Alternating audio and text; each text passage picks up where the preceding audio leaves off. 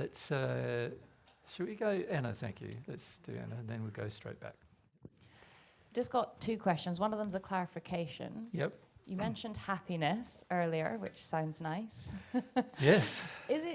Is it true to say that from God's point of view, we have a moral obligation to be ourselves and a moral obligation to be happy? Yes.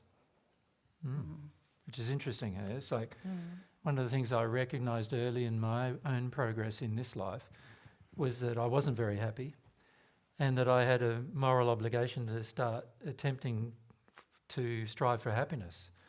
It's not something we often consider doing for ourselves, is it? And I also realised that if I was happy, then I'd be able to also help others be happy, you know. So happiness is like sadness, I suppose. It's infectious. And happiness is more infectious than sadness, actually. So, yeah, it's a moral obligation to be happy. When I say moral obligation, what it means is that there are everything moral.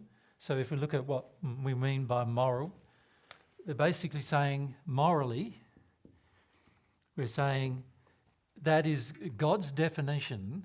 So it's God's definition, of which I'll shorten, definition of what is truth. So morally, there's things that are true and there's things that are false. So one moral truth is that God wants you to be happy, and in fact God created you to be happy, to experience happiness, but also to desire to strive for happiness as well. And you can understand why, because if a person doesn't strive for something, then they become very listless and also lacking in desire and motivation. So very important to strive for happiness, but most people on earth also are under the mistaken idea that the way to strive for happiness is to avoid all your sadness. And that's where we go very severely wrong, because your sadness is carried around inside your soul. And so you can strive for happiness while you're sad. It's going to be very hard, isn't it? You've got inside your soul, there's all this sadness. Nothing's coming out, nothing's being let out. And yet we're trying to get happy.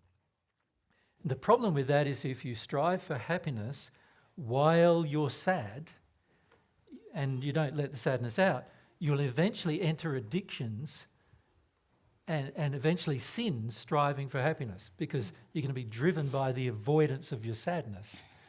So God's designed a system where it's better if you feel and release your sadness so it's not with you anymore, which obviously makes a lot of logical sense. But emotionally, for most of us, it makes not very much emotional sense. So what we do emotionally is we're going, but if I've got to be sad before I can be happy, how long will it be before I'm happy? And the answer to that question is quite soon, actually, because what you'll notice is as you release certain sadnesses, you have moments of happiness as a result of releasing the sadness.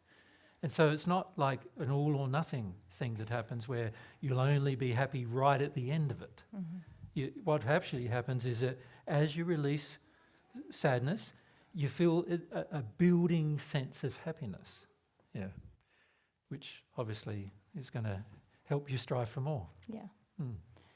Good question though, Anna.